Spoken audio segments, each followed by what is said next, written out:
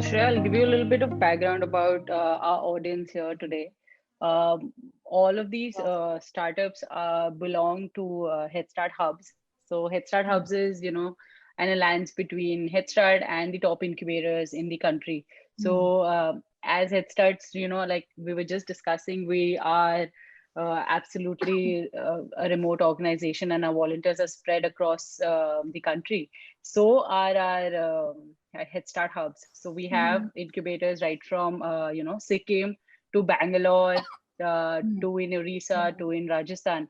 So we have startups from all across the region, and and I think today's topic is so relevant for all of us here because not just because we're stuck in a pandemic and remote working is something that we have to sort of get accustomed to, but yeah, so we're really looking forward to the hints and tips that you're going to give us today, and the best practices, how we can work remotely, how we can manage our teams remotely, because that's very important for all of us here. So I think we'll just start with the session. Thank you everybody for joining us today. We have Shreya Prakash, who's the CEO and co-founder of FlexiBees. She leads the business development and marketing, and she focuses on, helping companies understand and unlock the massive potential that a flexible workforce can bring. She has nearly a decade of experience prior to FlexiBees as well, in branding, communication, marketing, and sales with HUL. And now she's in front of us, and she's co-founded FlexiBees, and we'll know more about her company as well. So over to you, Shreya. Thank you so much for joining in today, and My we're pleasure. really looking forward to the session. Thank you so much, Vania. Completely my pleasure. It's great to meet startups from so many parts of the country. One doesn't normally get to meet them, and that's the beauty of remote working and the times that we are in, if I may say so. Um, so yeah, thanks everyone for coming. So about FlexiBees, a quick introduction, which will give context of what I'm about to speak next. So FlexiBees is a talent company. We provide vetted part-time, project-based, and remote working talent to businesses, primarily startups, small and growing businesses, via a pool of qualified women professionals who are returning to work after a career break. So that, in a nutshell, is what we do. We've been around for around 4.5 years now. Um, in that time, we've provided talent to more than 250 companies, and we have a pool of 27,000 women and growing, and all of this remotely. We have a team of now 40 plus people, and all of us have been remote from day one. In fact, my co-founding team, and my co-founders are in Singapore. I am in Mumbai, so the co-founding team is also remote. So yeah, we've been 100% remote. All of our people work from their homes across different cities, even countries. Many of us have never met each other face to face, and yet we work very closely to build our company with a lot of direction and purpose. So that's a little bit of context. So yeah, I'm really looking forward to maybe just talking through what it is that we did at FlexiBees, and I've tried to distill it into some maybe principles that if startups who are looking to be effective at remote working could consider incorporating. So I hope it's useful for you guys. So I have a presentation. It's not. It's a little bit of a. It's very visual presentation. Doesn't need anybody to really concentrate too hard, but it'd be good as a context. So can I just share that? Okay, I think Sure, I'm. sure, Shreya. I've made you co-host, so I think you'll be Sure. able to share it now. Okay, great. Also, I have a little bit of a cough. It's not COVID. It's not We're COVID. glad it's not. Yeah, it's a little bit of a season change thing that I'm undergoing. Nothing to worry about. Okay. Um, so yes, I think the first and most important thing with respect to flexible working is that, or with respect to remote working, is that remote working is like office working. It's a mindset change that has helped us a lot. In fact, I would say that we never even thought too deeply about the fact that, oh, we are remote now, we need to incorporate different ways of working to ensure that we are able to optimize for it, or make it work efficiently. We never thought of ourselves like that because we've been remote from day one. Because I was in Bombay, my co-founders were in Singapore.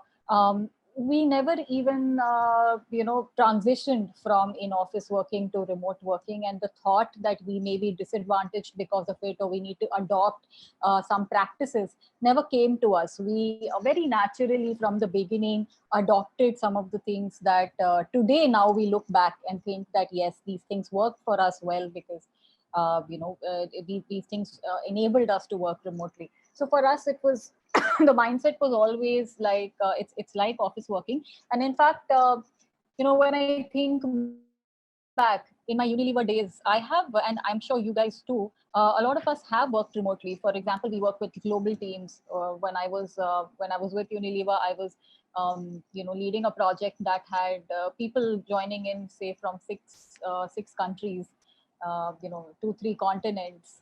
uh, you know Time zone differences also played a factor there. When I was in sales, my entire sales team, so I was area sales manager for rural Maharashtra, and my entire team sat out of different districts and towns in Maharashtra. And I was in Bombay, and of course I would be in the market for 3 days a week, but I wouldn't be in each market. So a lot of work that we do normally also, with digitization of the ways in which we work, or communication systems coming in, a lot of it is remote. So I think it's very important to have this mindset that it's not a big deal. It's not too different. Even if you are in office, you don't want to be the kind of manager or boss who's always peeking into people's laptops or systems to see if they are working. You don't want to be the sort of manager who's having to monitor your people all the time. So those days are kind of behind us. So it's very similar to office working. Yes, some practices we need to adopt and adapt ourselves to. We'll talk about those. So first of all, hiring right is half the battle won. I always say this. It's yes, I said that the days of monitoring talent is behind us, but a corollary to that is then the talent that we do hire needs to be talent that is self-motivated. Needs to be people who have the right skills for the job, or have the potential to develop those skills, and are people that you can trust, because trust is the foundation of remote working. So it's important to hire the right people, spend time doing that, ensure that they are excited about the job that they are about to do for you, that you can as people you can trust them. You feel that sense of comfort that when they say that they'll do something, they'll do it. So I mean, you don't as a boss or a manager have to constantly second guess what they are saying. That's important. It's important in any kind of working style, because like I said, even in an office situation, none of us have the bandwidth to keep tabs on our employees, and it makes for a poor work environment if we have to do that. And I'm not talking about reviews and trackers here. Those are important, of course, but I'm talking about monitoring. And none of us want to do that. So in any sort of work system or structure of work, ensuring that the people that you hire are people that you can trust is important. It's crucial for remote working. So spend time over there. And if that is done well, if the comfort is good with the people that you're hiring, then that should be half the battle won. Communicate, communicate. When we send out proposals to our clients, we put a slide on that in that proposal, which has some of the points on how communication is so important in a remote work setup. Over communicate. In fact, if you feel that there is something that you need to that you're not sure about whether you should say or reiterate, always reiterate. So there are various facets of communication as well. One second, I'm just quickly looking at my notes. Yeah, because I've made some notes on some of these. Yeah, so there are various facets of communication that I want to talk to you guys about, and what we do at Flexibees. So there is tactical communication and there's strategic communication. So within tactical communication, what we do is we have a WhatsApp group. So WhatsApp is what we use for our in-office communication. We have a WhatsApp group for each team, which is like, you can say in the real world, that would be, say, a part of the office floor where the team sits. So we have a WhatsApp group for each team. And the way that we've imagined somebody's an onboarding for a new team member is that we add them to the groups that they needed to be added to at the time that they need to be added to. For example, when a new BD manager comes, joins the team, we add them to a core group, say, which has all of us. When they, then I add them to the business development group. Because we are a talent company, when they, start working with the recruitment team on requirements, on client requirements, I add them to a group that has recruitment and BD together. After that, when they get into a contracting situation, then I add them to a group that has finance as well. So it's like a flow that we've designed in the company, and this honestly is not possible, in fact, in a real brick and mortar environment. Some of this is possible, in fact, only in a virtual environment. Um, but yeah, some of it is to compensate for the fact that we are not sitting in a common location, all of us. It's not as easy as standing up and hailing somebody across the office floor. So we've taken the effort to create these groups. We've taken some of the effort to create these pathways to integrate teams members into the right group, so that they are able to be around other people from the same function. They catch the chatter that happens in those functions. If there are important updates, then they are part of those. And they can communicate. They can communicate on any task. They can get calls, any other thing that need be. So it is an environment that kind of tries to simulate the in-office environment. So that's one thing. The second thing is comfort with asynchronous communication. So a lot of communication in a remote team will be sorry, asynchronous, which could happen in a different way in a brick and mortar environment. You may want to meet somebody, that person may not be there. In a virtual environment, you get the feeling that you've sent a message, so they should read it immediately and respond. But that may not happen, because that person may not be on their phones at that time. They may be engaged in some sort of deep work at that point. So they may not respond immediately, but it's very important to build that comfort around asynchronous communication. Of course, there's a difference between asynchronous communication and delayed communication, and that's a whole different thing. But as long as it's not something that needs to be responded to immediately, it's not a burning customer situation, or a very, very crucial deadline that you're up against, which is going to come in the next few minutes or an hour. It's okay to sort of say that doesn't need to have, every message doesn't need to have an immediate response, and that gives team members the mind space to to be off their devices, because it's important for productive work to happen. Sometimes you need to be off your devices. So that's an important facet of tactical communication. And the third thing is that just because you are in a remote environment doesn't mean that you can't quickly huddle. So the virtual equivalent of a huddle would be coming quickly on a call, on a video call, say. So we do that a lot. If there's something that three of us co-founders we need to quickly communicate on, we'll come on a Google Meet immediately, or we'll do a WhatsApp video call immediately. So it's all video calls need not be planned and slotted into your calendar. It can be as impromptu, as spontaneous as something in a brick and mortar office would be.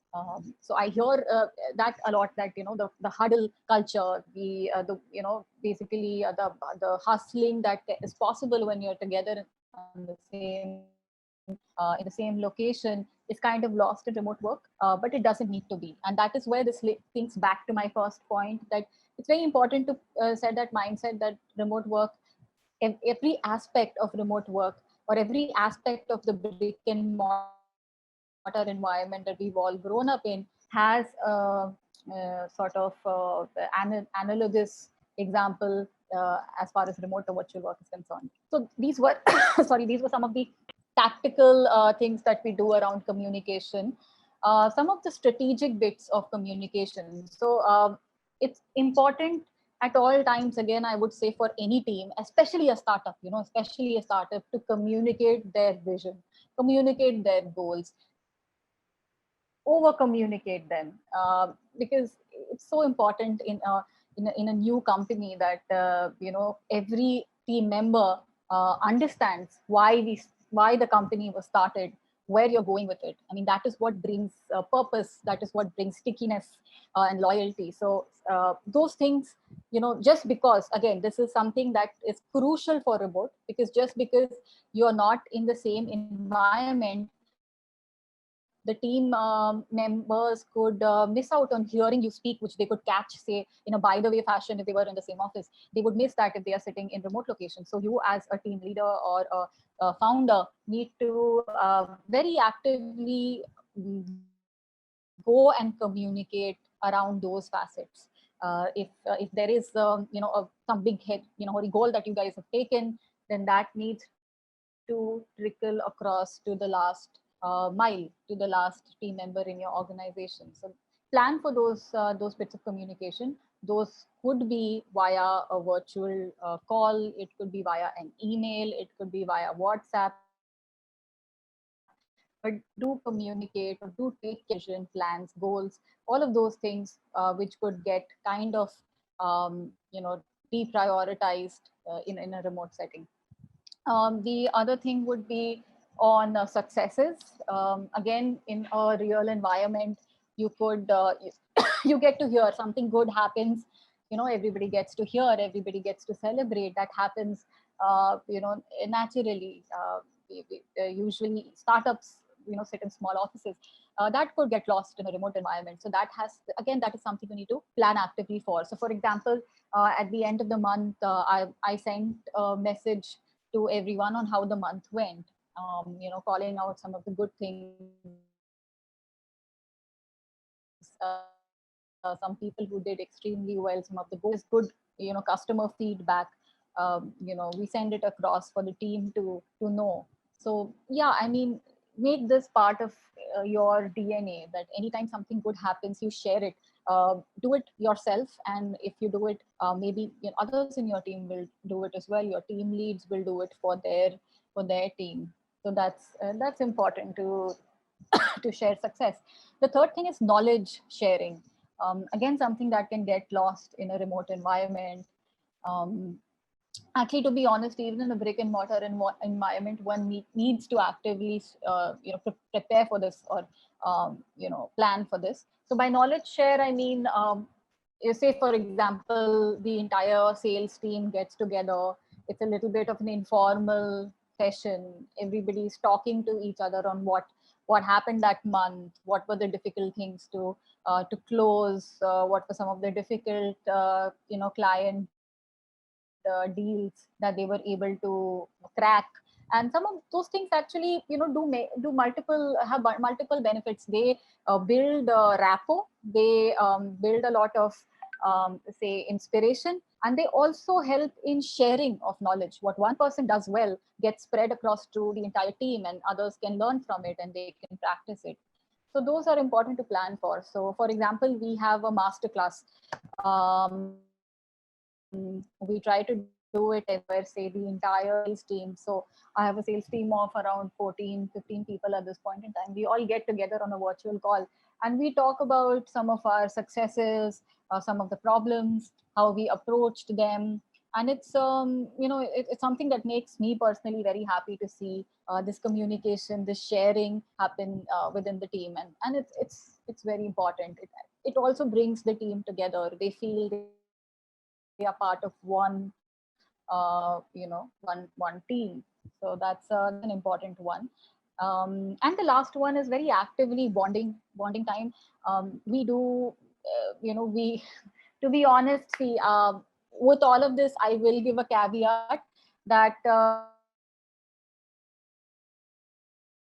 we slip things. We are stretched thin in multiple directions. So while I say that we try and do a bonding session, say every month, honestly, sometimes it doesn't happen. But we try, and whenever we've done it, we found it to be amazing at being able to get people to know each other better, which then results in easing out of other kinds of work related transactions. I mean, anyway, I don't need to explain the benefits of workplace bonding, but some of the ways to do it, of course, is to set, say, something that could happen on a regular interval. So every Friday, for example, evening, 5 to 6 people know they have to come to a certain location, virtual location, and they will just maybe talk, or there could be a topic, or there could be some sort of it could be a completely unrelated topic to work. It could be a game that you guys play. We also try and celebrate some of these days. So for us, we are an all women's team, so for us, Women's Day, Mother's Day, because a lot of the people in our team are mothers, those things become important. So we plan get-togethers around those times. The team comes together. So some of those things are important.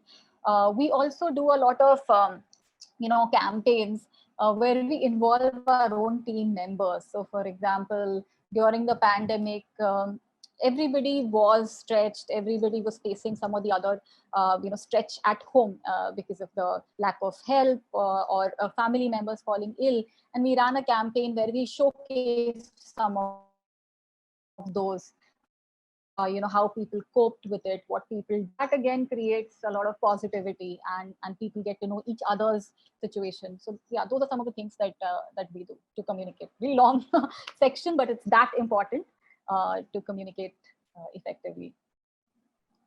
Culture of flexibility. As the picture shows, I'm so glad I found this picture.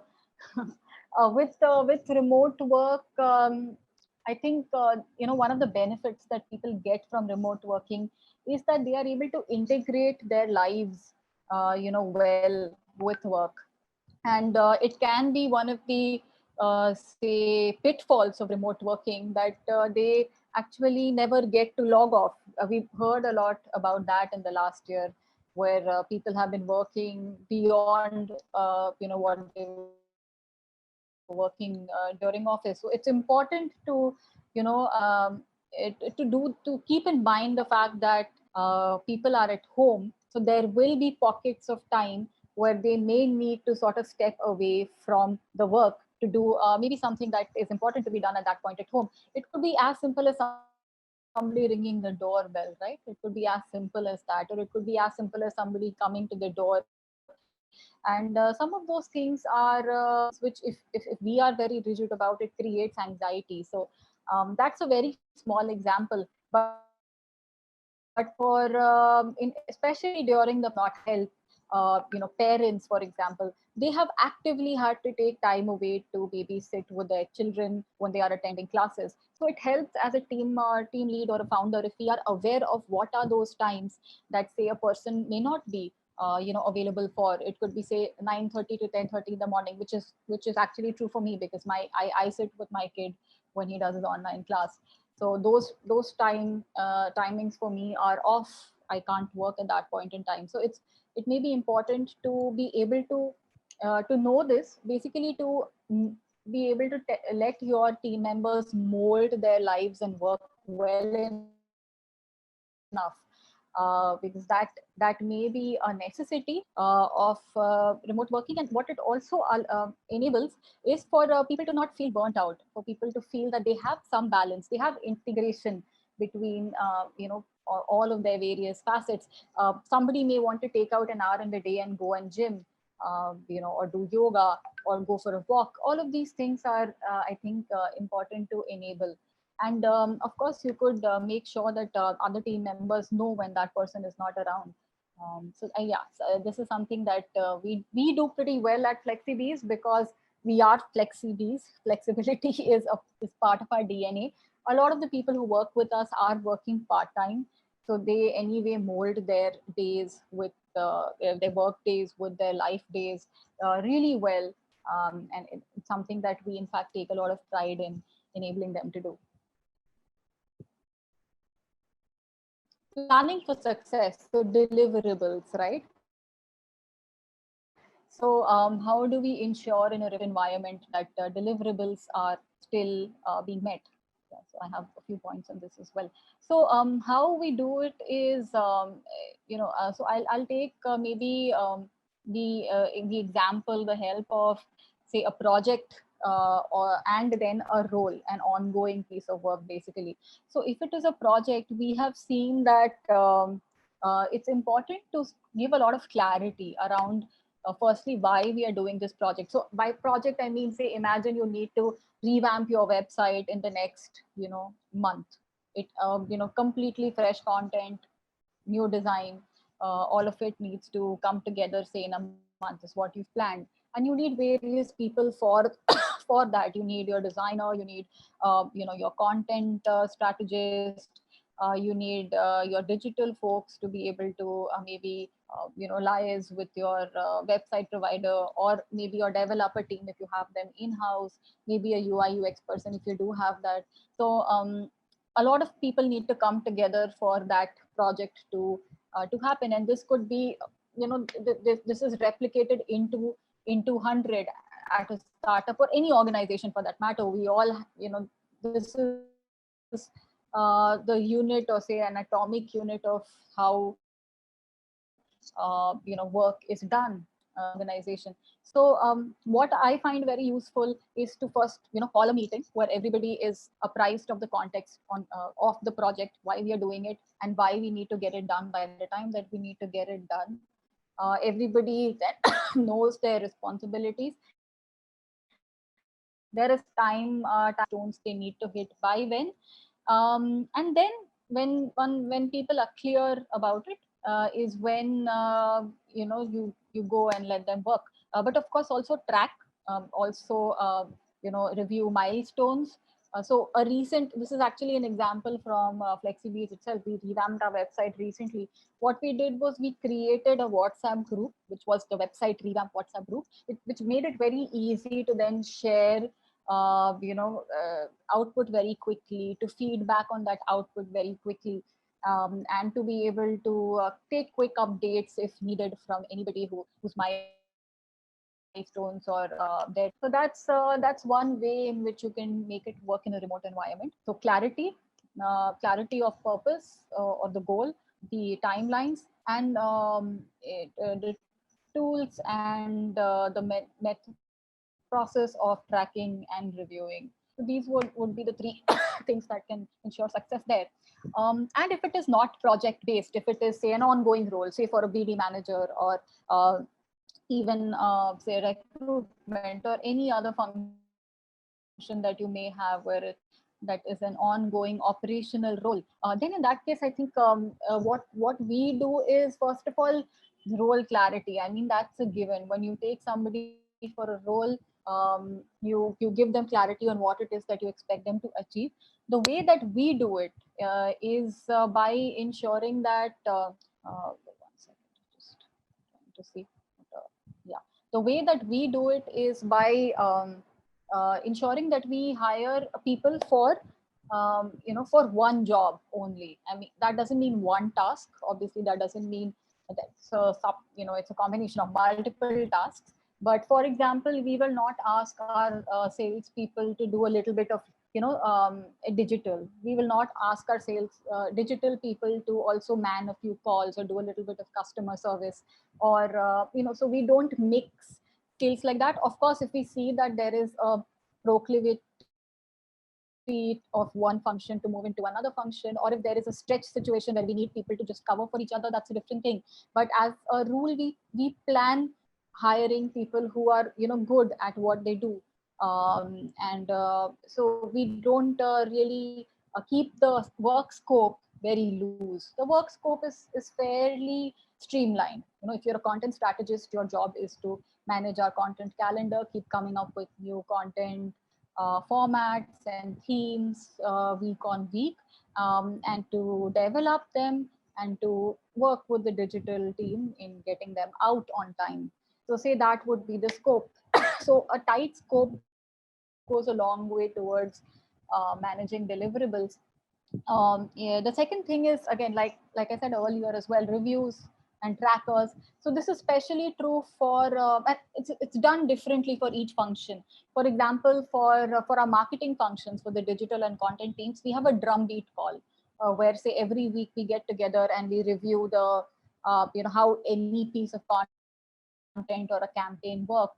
We look at the on it, we look at the reach on it, how our email campaigns are working, and we do a little bit of maybe thinking around what the next one needs to be. So those are drumbeat calls that we do for the marketing functions. For sales, there is I have a sales ops person, in fact, who helps me get the data together, so from the CRM. So there is a lot of reporting that I have planned, which then is in place, and at any point in time, if I need to sort of see how we are doing in that month, then I can dig into those reports. I have planned them a certain way that it works for what we are doing, it works for our business, and it helps me understand where we are.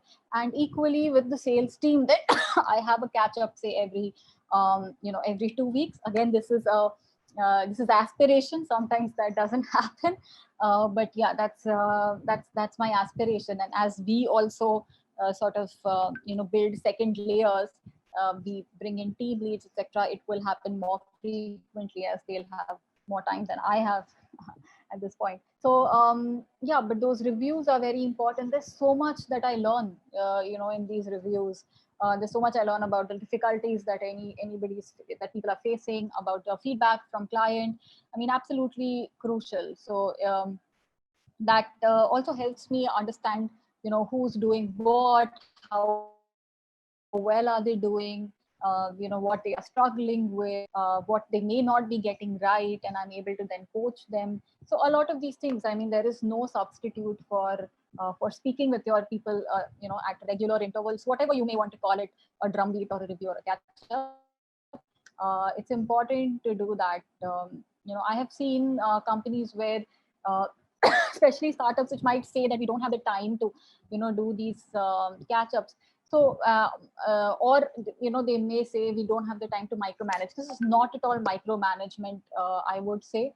This is something that could exist on the level of, say, a fortnightly call, or say even a monthly catch up. But that line of communication where you understand what's been happening in their function, and they equally get your thoughts on what you think about their work or their results, is crucial to managing deliverables.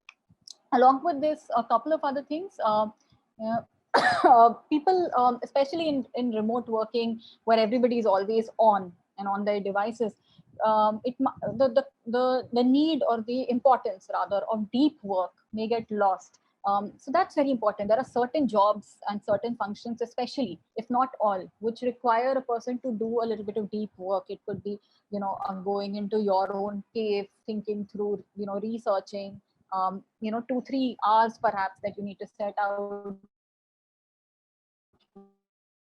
to crack that thing, whether it's a document or whatever else it is. And if that is the need of the hour for your team members, if that's important to their function or for yourself, then it's important to give yourself that break from your device or from being on. You can let your team members know that you're going to be away for a while. So the equivalent to this in the brick and mortar world would be going and secluding yourself in a meeting room. I mean, many of us have done that. If you guys have worked in companies before this, you would know. And that gives you the sort of mental space to concentrate on that thing. So that focused work is important. If it's important for your work, then it's important to set aside time for it. Yeah, I would say these are some of the things that are important for remote working, for managing remote teams. Yeah, that's it from me, actually. So I would at this point be happy to take any questions, or I could also talk through maybe some of the partner benefits that head start companies would get, talk you guys through that. So let me know.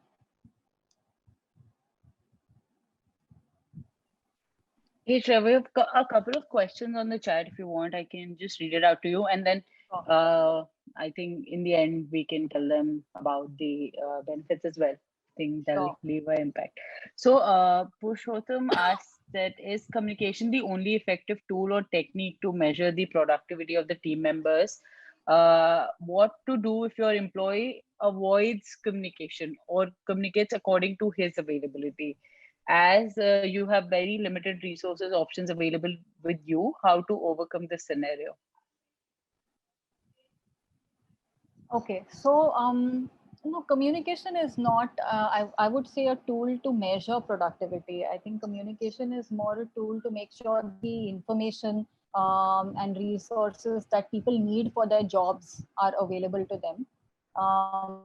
In order to measure productivity, I would say, like I said, some sort of, reviews, catch ups, drum beats, those are important, where it's not just about communicating, but it's also about communicating in a very targeted manner. So if it is a sales team you're talking about who needs to do say certain number of calls, then if when you have a tracker in place where they record the calls that they've done on a daily basis, if you do say a weekly catch up with them and you go through, both of you, through the tracker, then it gives you a lot of insight. You understand, how many calls were made, why these many calls were made, why some of the calls were not able to get completed, why that, why so many calls went ahead and some others didn't. And it gives you a lot of insight into, how well the person is working, what their challenges are, really. So I would say that is the best way to do it. You could, also have some sort of time tracking, which is, for some of our clients, we enable that, a timesheet tracker, something of that nature. And that's because our people, the people that we give to our clients, work part-time. So for us, that is the context why we do it. It's not, it's not because of remote work per se. But yeah, I mean, even for our, for the people that we give out to our clients, if there is a time tracker in place, a time tracker only works to some extent. It maybe signals that there are people who are going to look at it later. But if somebody doesn't want to work, there are ways to game that as well. So I think the important thing is to do very targeted communication in the form of reviews and drum beats, where you're able to gauge whether good work has been happening, whether good work has been happening. And it's very function dependent as well. For example, for sales, I would say, if you have more than 1,000 rows, or you have, again, it depends on what your business is. But if you've reached a point where you need to track significantly, then get a CRM. That helps a lot in measuring productivity in various ways. You can cut CRMs into different kinds of reportings, which can help you understand that. So does that answer the question?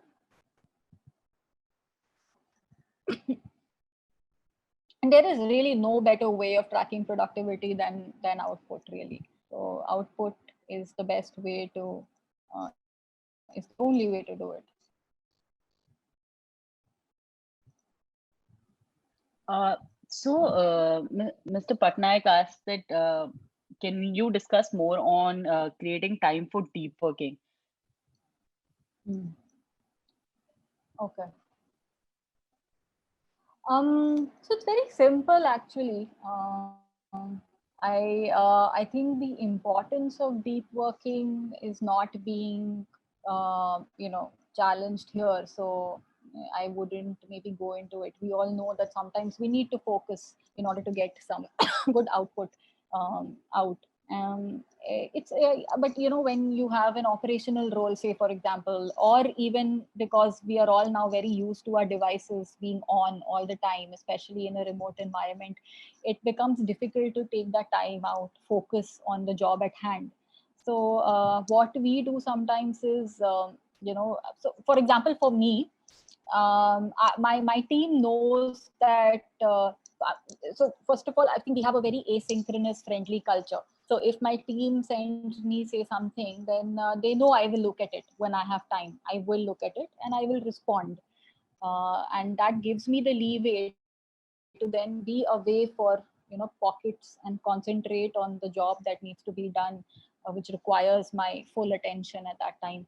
And I extend the same leeway to my teams as well. So if I ask for an update, in fact sometimes I say it's not urgent, because it can happen, so especially in this urgency depend heavy culture, where people get a question and they feel like they should answer immediately. How we used to say that when you get an email, don't be trigger happy, wait for a bit and then respond, for different reasons. But now it's instant messaging. I mean, the word the phrase itself has instant in it, so people feel that pressure that I need to respond immediately. And why you as a founder could still be more comfortable not responding immediately, maybe your team members are not. So you need to tell them actively that this is not urgent, respond when you have the time. So giving them also the leeway to take some time out of the constant communication culture, um, and concentrating on a piece of work, especially needed for certain functions. So for those, you should very actively engage it. Does that answer? Yes, Yeah, absolutely. that's a good one.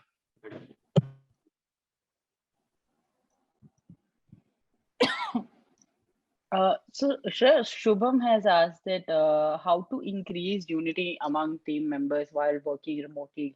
Like what maybe something Flexible also does, and how can he also probably implement in his own startup? He wanted to ask. Unity, is it the word? Yeah, unity. Yeah. Okay, so team bonding, many ways, yeah, many ways. So first of all, our team knows what our purpose is, what we are trying to do over here. That itself binds them, common purpose, common goal. When we have successes, so for example, if a client says that, oh, we love the talent that you've given us, she's just great, at what we didn't think she would be so good, but she's very good, whatever. If there is a good feedback, we send it to the entire team, so they feel bound in that, they feel that they've contributed to that success. That's a positive sort of reinforcement, a positive example. It could also be something slightly negative. Matlab, you, like I said, sometimes yesterday itself the sales team had a master class, and that master class for some time became a bit of a what do you say, complaint session, where people spoke about the challenges that they are facing, and what's going wrong, what's not going well. And sometimes that also brings the team together. If people don't feel that they are working in their isolated towers, if people know that others are going through some of the same problems that they are going through in the team. I mean, there are challenges everywhere, in every company, in every startup, for sure. And many times team members are facing the same challenges. So to bring them together in a virtual room, and to for half an hour maybe, let everybody talk, vent, they can let talk about their frustrations. And I think that's good. See, I think some people may think that this is a risky strategy, but really it's not. And we don't need our people to always be on a positive high. Sometimes they need to vent. When I was working in a company, we would vent quite often. It's okay. They're human beings, they have bad days, let them vent. That brings people together for sure, when people exchange funny anecdotes or things that didn't go as per plan. So that's something that I've seen that works. Of course, bringing them together in their success, for them to talk about their successes, that's another one. Talking about nothing in particular. So we have bonding sessions. We used to Friday fun days is what we used to call them, and it was a WhatsApp session. So we didn't even come on a call, because by that time we were 25 people, and to get everybody on a call and that would itself be a challenge and defeat the purpose of this, quick and light session that we wanted to have. So on WhatsApp itself, and we would perhaps unleash one topic which was not at all work related. Say where you met your partner. That could be the topic for that Friday fun day. And so many stories would come and people would get to know each other. We once had an appreciation session where we kind of, allotted, people to each person in the team, and they had to say something which was appreciative of them, and it created huge positive goodwill. We had a secret Santa that we ran once, virtually. So people sent gifts all the way from wherever they were to another part of the country for their for whom they were the secret Santa for, and the unveiling happened virtually. So yeah, there are many ways to build unity, I would say. Hey, thanks, Shreya. I think those were the questions. Unless somebody I wants just to, want to say one thing. I think I'm reading that question now. Sorry, the one where if the employee avoids communication, that one. So I just want to add one thing there, that people can be very different. Okay, so I think I personally, try very actively to be open to people's differences in personalities. So I have, say, like I said, 14, 15 member PD team. Not everybody is the same. Some people communicate far fewer times than some others do. There are those BD managers who are in touch with me, every day. Every day I will exchange, maybe 20 messages with them. There are some who come to me only when they need it, because they feel that they can handle it. It's okay. People are different. I think one of the important things about leading a team is to acknowledge that not everybody has the same way of, working, and that's okay, as long as the results are being met and they are comfortable.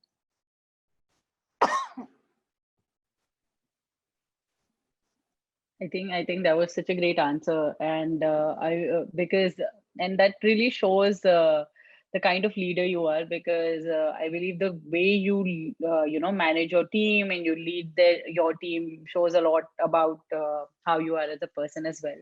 So I'm sure your team is so grateful that you're leading them, and so efficiently to.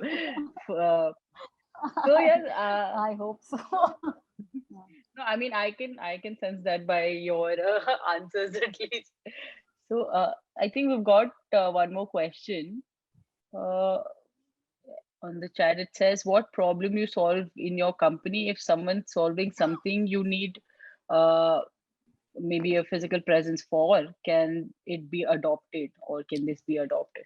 Sure. I mean, of course, there are jobs that cannot be done virtually. I mean, there are logistics, for example, where you need people to be physically present. It's remote working is not possible for every kind of job, and that's not also something that we say.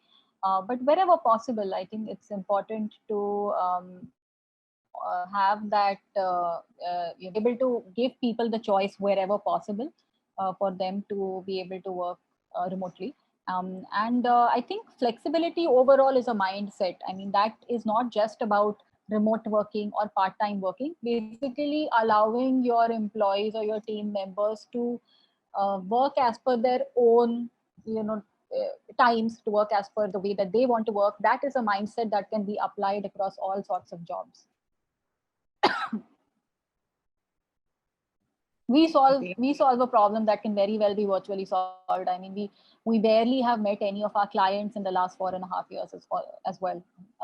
All of our deal closures happen on phone and on in a virtual environment. Yes, we are lucky that way. So, I think I missed one question. It said that sometimes a physical discussion over a dinner works well. So how to serve dinner remotely? Yeah, I mean, it could be difficult to replicate, say, the exact bonding that can happen, say, if you're sitting just opposite each other across the table. But remote work actually need not be restricted to the pandemic, you know.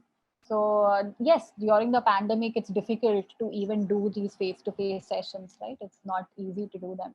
But in a non-pandemic scenario, you can mix up your normal everyday remote working with some face-to-face catch-ups. It's a good mix. You could have some face-to-face catch-ups once in a while. You could have some people come to office once in a while. You could take the whole team out for an outbound once in a while. So it's good to mix it up. In a remote environment, I would say, you know, the best equivalent is to just do non-agenda catch-ups. You know, not set any theme, just catch up for the sake of catching up, and if the conversation could flow in any direction. Not, you know, sort of disable your clock at that point. Don't keep an eye on, you know, whether your time is up. Need 30 minutes, 40 minutes. So though, in fact, we at in the founding team, you know, we need to keep doing those things, right? Because we are, you know, our job also depends on us being able to think, you know, beyond what is currently happening, think maybe 5 years into the future, or think out of the box as co-founders. So our best discussions happen when we don't keep an eye on the time, when we are just, maybe we take a little bit of break to talk about something completely different, to talk about our personal lives, really. And that kind of creates, you know, sort of lubrication, a goodwill to then come back and, you know, maybe with a fresh lens, maybe approach a tricky topic, or address something that was difficult to address earlier.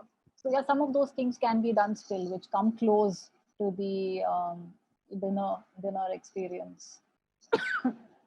You can also serve dinner remotely. I mean, you could also send them a meal and order yourself a meal, and the two of you can have dinner remotely over the I think that's ether. what Sanjay also suggested, that you know we can send a packet, food packet through Zomato at a particular time, and then enjoy the food while discussing.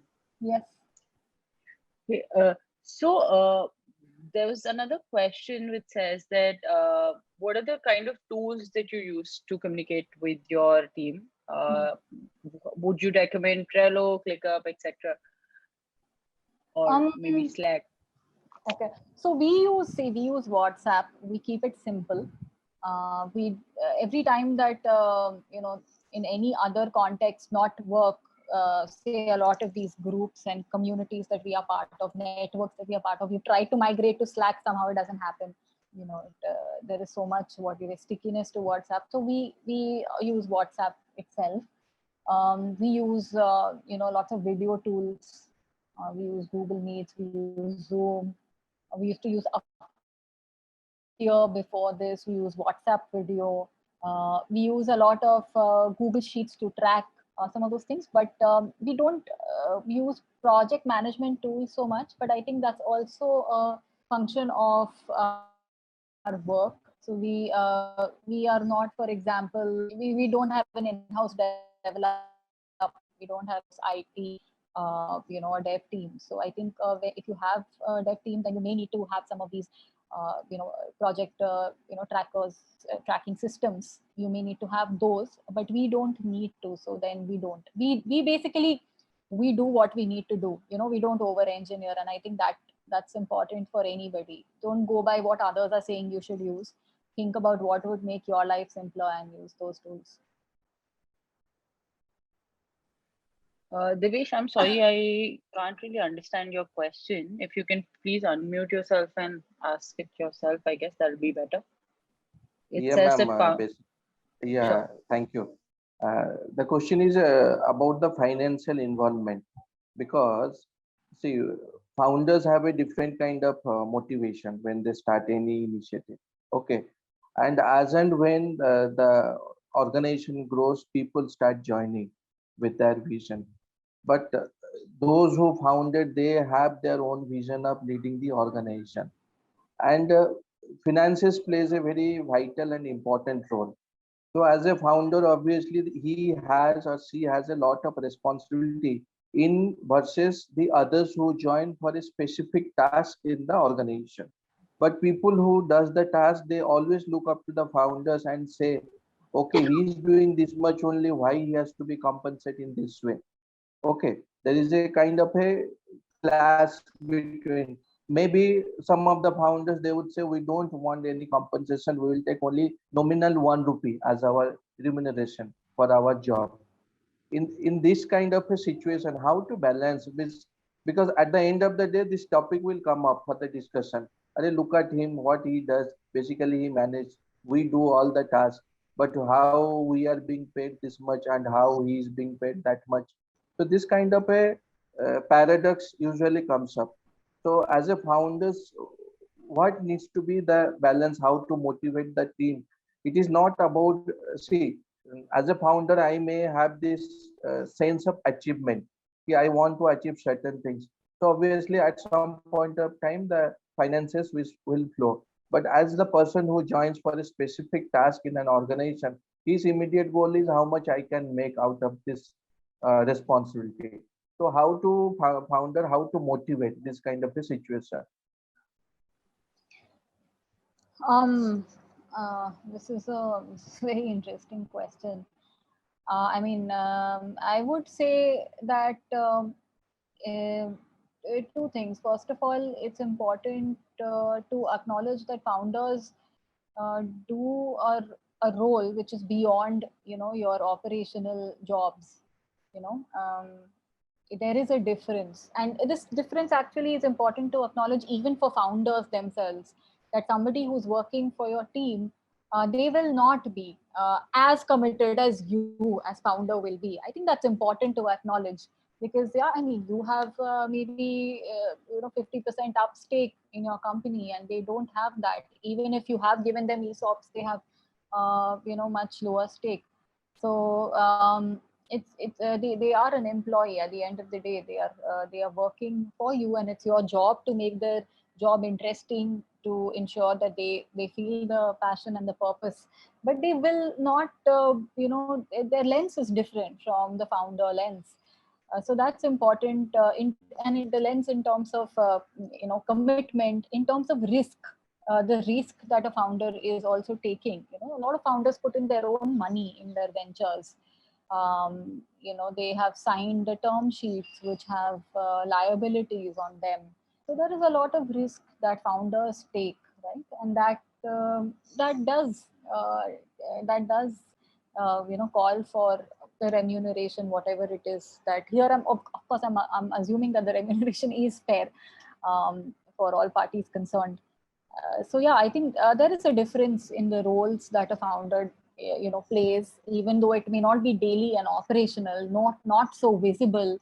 A founder thinking about strategy 2 years down the line, it's not a visible role that everybody can see, but that doesn't mean it's not important. It's very important. The founder needs to do that role. The founder needs to bear the risk. The founder needs to go and convince the investor that their business is worth investing in. Put themselves out there, basically go outside of their comfort zone. All of these things are important founder roles, which are not operational but very crucial. And equally, the founders, the other side to this coin, of course, like I said, that the founders also need to know that employees are, you shouldn't ask for their soul.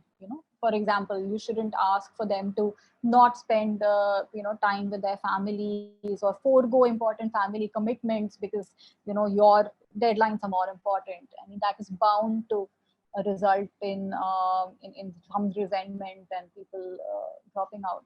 So that's one thing. The other thing is to is to share some of that profit. I would say, maybe if you have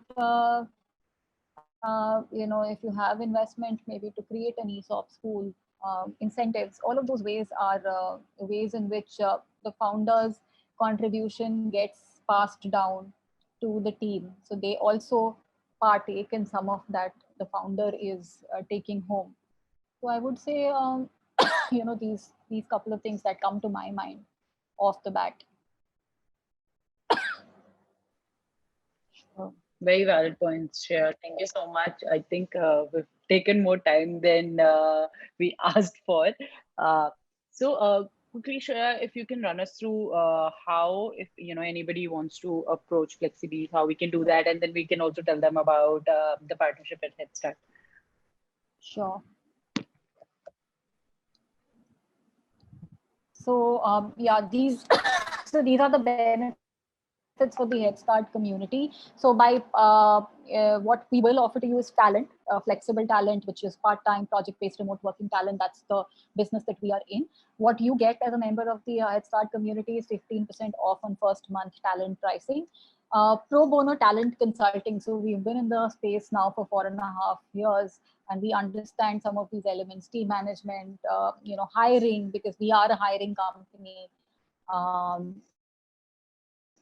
Structuring of roles, compensation, motivation. So whatever be it, if there is need of consulting, we'd be happy to do it for the Head Start community. The Head Start network has given a lot to startups, so I personally would be happy to give that. And any knowledge sessions, webinars, this is more for you guys, for the people who are leading the community, to think about anything that we can help with in terms of your community building or adding value to it. Then we'd be happy to do it. This is how you need to get in touch with us if you do have a requirement. You go to our website, which is flexibees.com, and there is a partner page for Head Start, and you could put in your, you could fill the lead form over there. It's a very short lead form, and in the source field, mention Head Start. So that would be the way to do it. That's it, short and sweet.